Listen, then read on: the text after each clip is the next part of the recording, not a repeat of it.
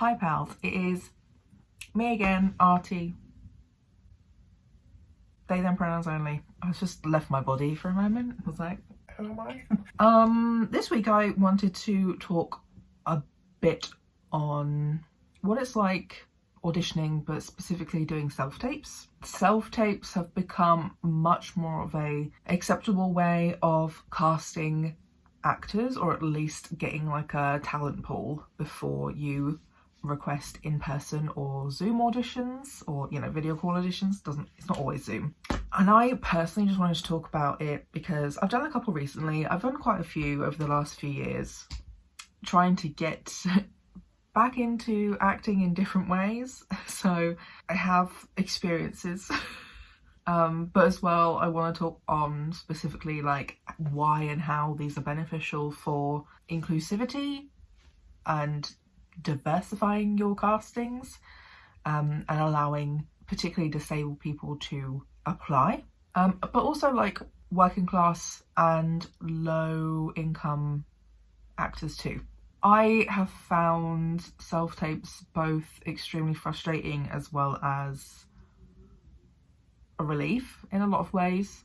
Being disabled and low income, self-tapes make it possible to audition for things that wouldn't be possible otherwise, either due to access issues, travel issues, or cost of the travel to places.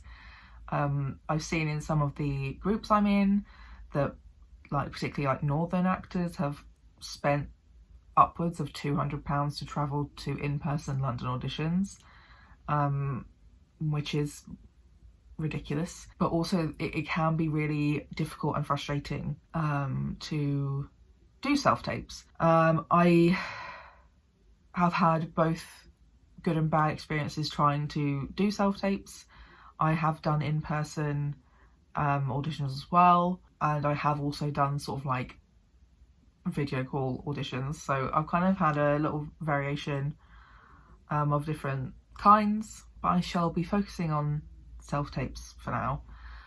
The positives of self-tapes, like I said, is that it helps people from different areas and different kinds of diverse communities to actually access auditions and be considered for roles. It can also be good and useful experience generally, just to get some practice in, and I personally keep all of my self-tapes in an unlisted YouTube playlist, so I can those are my version of a show reel for now, because show reels are expensive and my meds make me change how I look so often that there is no point.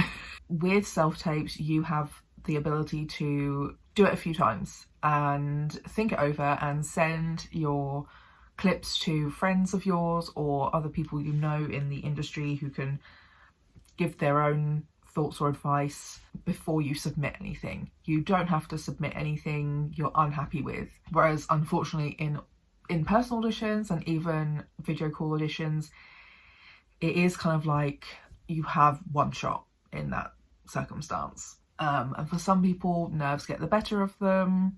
Sometimes you just have a really unfortunate like mishap.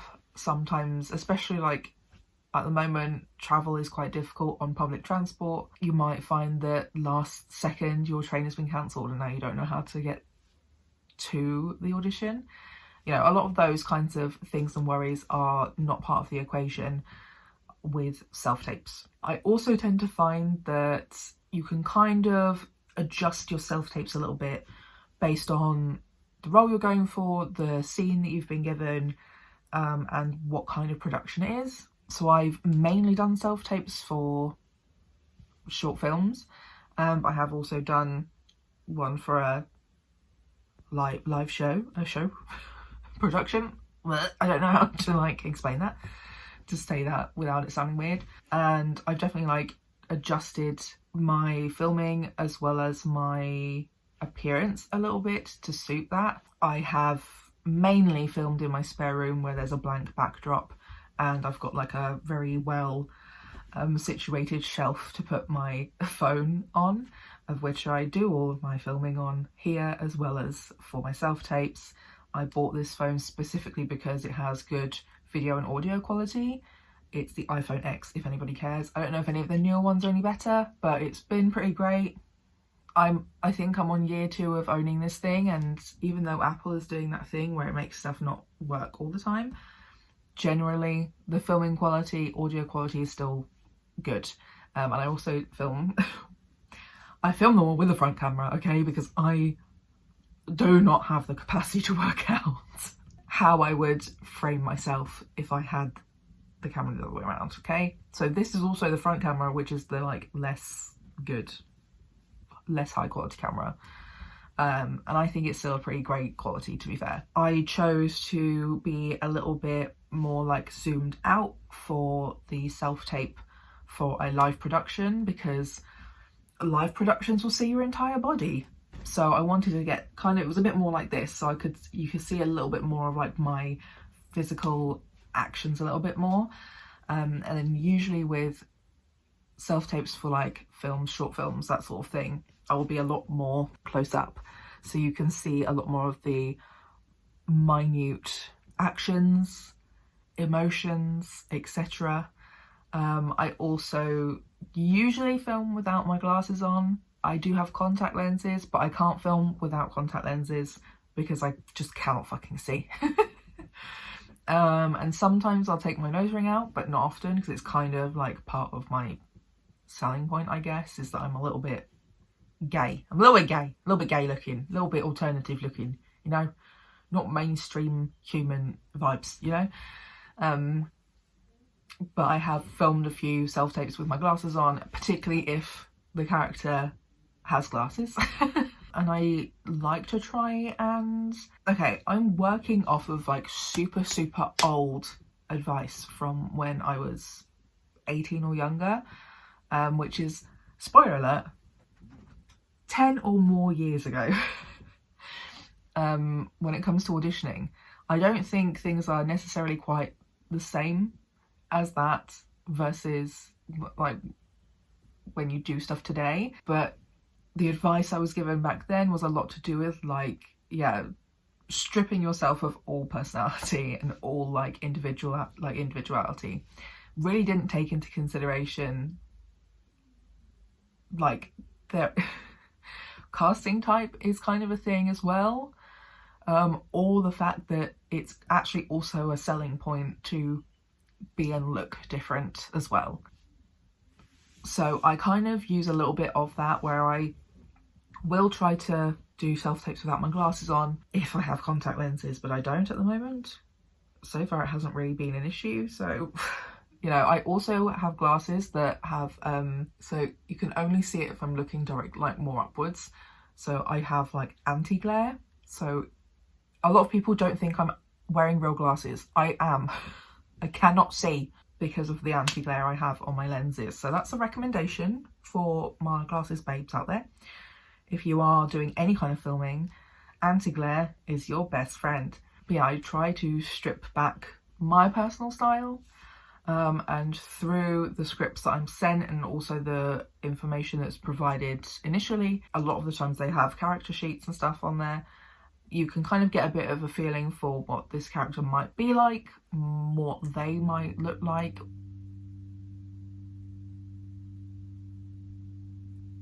or dress like, etc, etc. So I like to, yeah, still strip it back, but kind of include bits and pieces that I think would either like be a little bit in character, because I think that helps make you stand out as well. I also use props sometimes, depending on what particular role or audition it is. I auditioned for a musical film, I think, back in 2021. I used squash that looked like a cider black, which is a cider and blackcurrant, by the way, to kind of add to the uni pub energy for the character as well. And I threw on sort of like a black patterned shirt over like a plain shirt and that sort of thing. And like usually, yeah, I'll go for like quite a plain top, but like maybe a a different color, or like I would probably use this top, for example, so it gives like a texture. It's kind of like trying to help stimulate the watcher's senses when they're watching you. So like that's where I tend to do things a little bit differently. I really struggle with learning lines. I basically do not learn my lines. I don't learn the lines.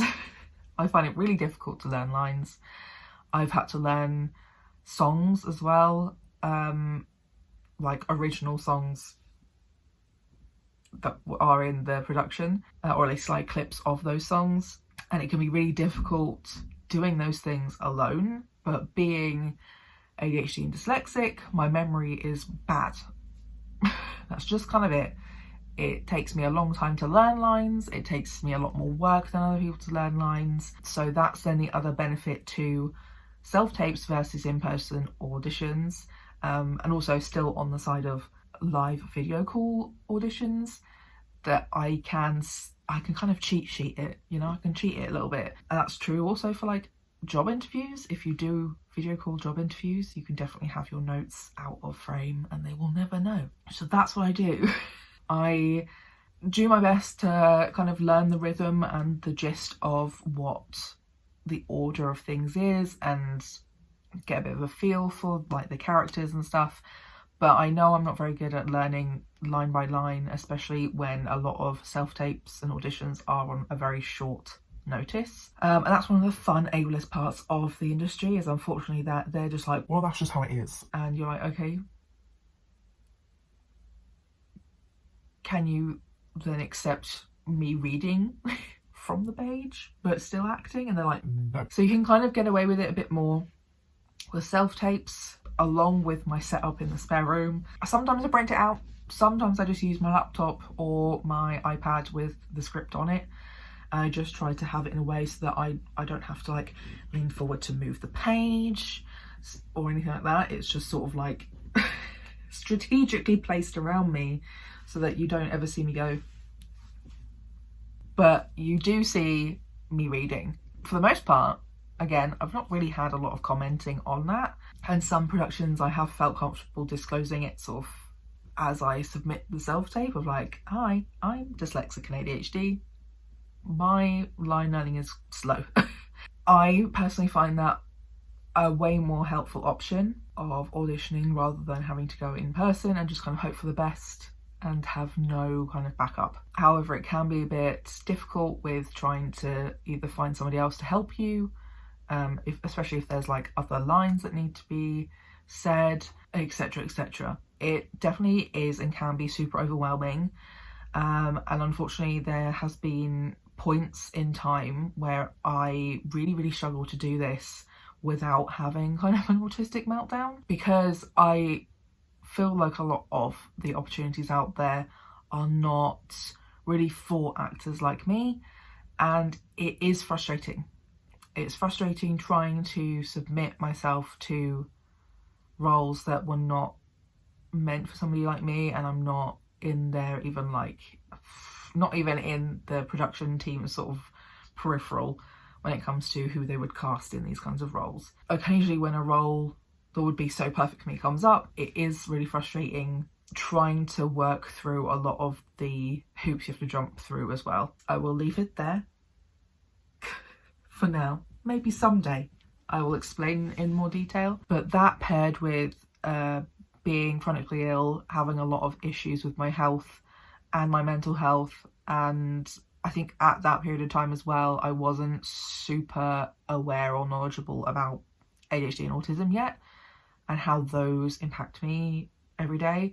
That trying to do self-tapes was really frustrating, and I was just finding it so difficult to do. I'd been on my own as well for such a long time.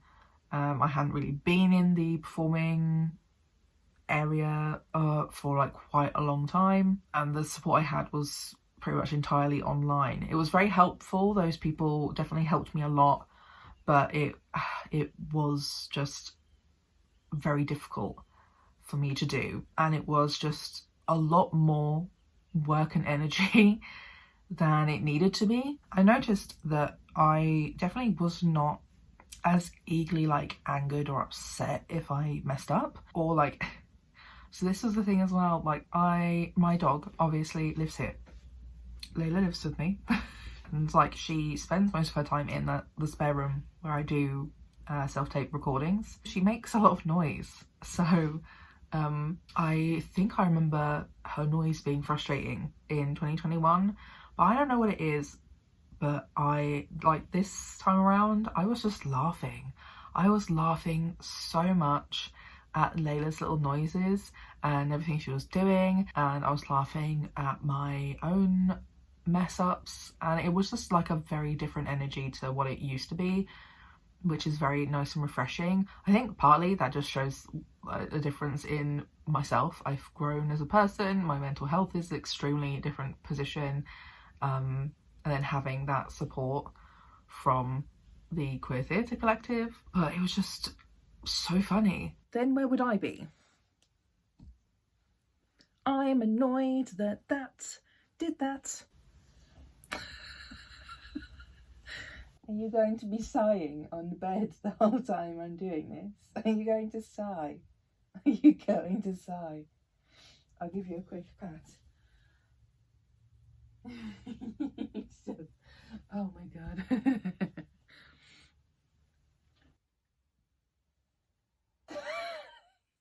Stop. Stop. Stop licking.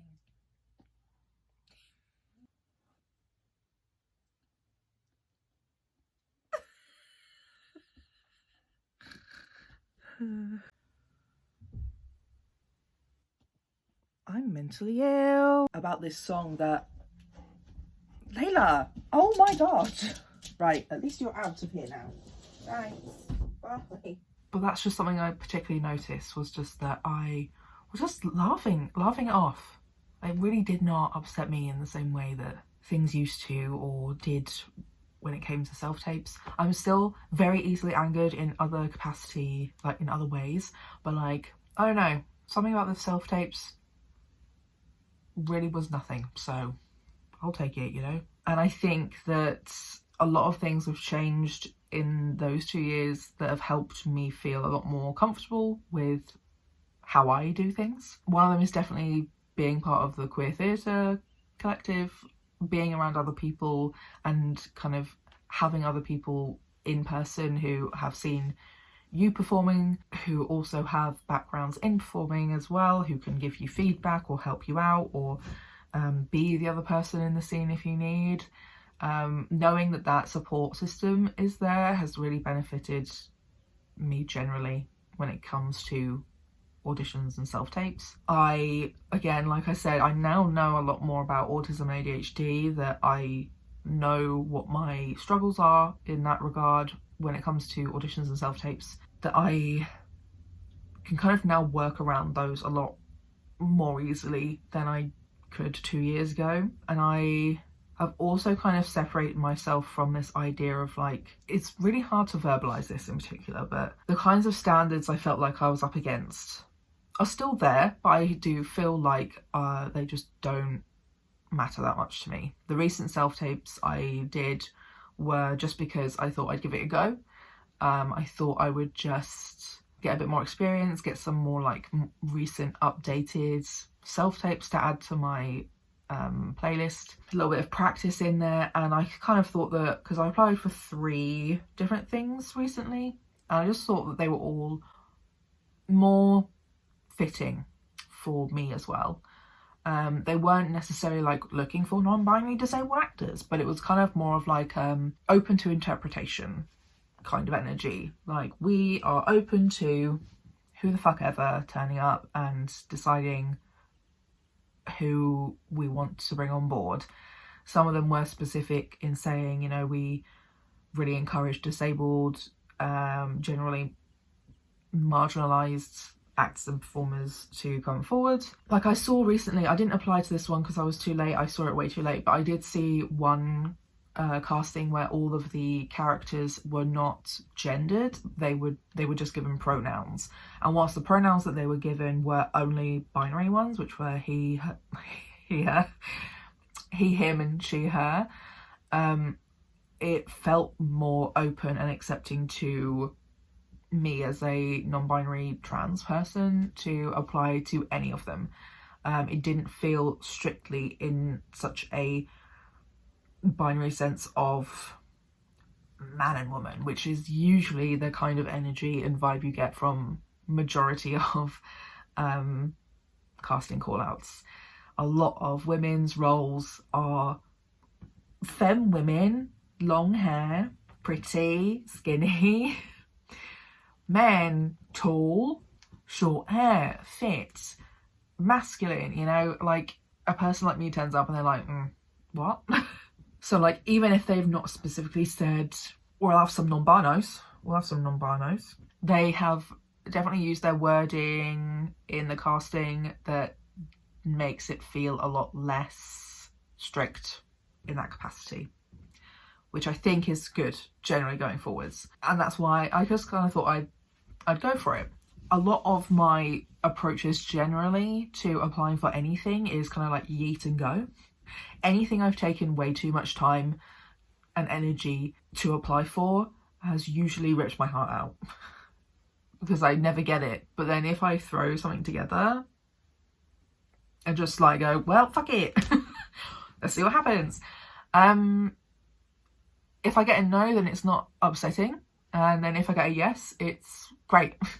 So that is hopefully the kind of approach that I will continue to be taking, because it was hard in 2021 getting radio silence or rejections for seemingly unknown reasons, along with the other frustrations that come with generally trying to apply and audition for productions, films, theatre, whatever. Yeah, it was a deciding factor in me taking that step away for a while as well, until I came back to theatre in a purely fun way only with Queer Theatre Collective, which I think definitely did a lot of its own healing. My experiences with self-tapes, whilst, you know, I think they are extremely important and they have benefited me a lot with even being able to access these opportunities, they can be really hard. And I'm glad that I feel like I've come out of that now, and I just kind of don't take anything seriously. Just don't take anything seriously. The world's on fire. What do I care? I think it's paying off generally. I have no idea if this was useful at all. I have attempted 3 takes at this. One of my grey hairs is bothering me now. Yeah, I just wanted to talk about it because of I noticed that there was a huge difference between 2 years ago and this year / like last week. And it felt like something relevant to talk about with regards to me and what's going on with my life. And thanks to these recent self-tapes, so far I have had 1 successful acceptance from them. The other 2 I am waiting. We'll see. If I didn't just kind of give it a go, I wouldn't have this current opportunity that I will talk about in more detail down the line. Not right now. Right now, it's for me. And yeah, this whole thing that I have gotten is definitely something that I almost didn't think would ever happen. I don't think I ever thought this would happen. Or even like, it's not even something I even dreamed of happening, because it's a thing that I didn't even really fully understand when I was a teenager in acting.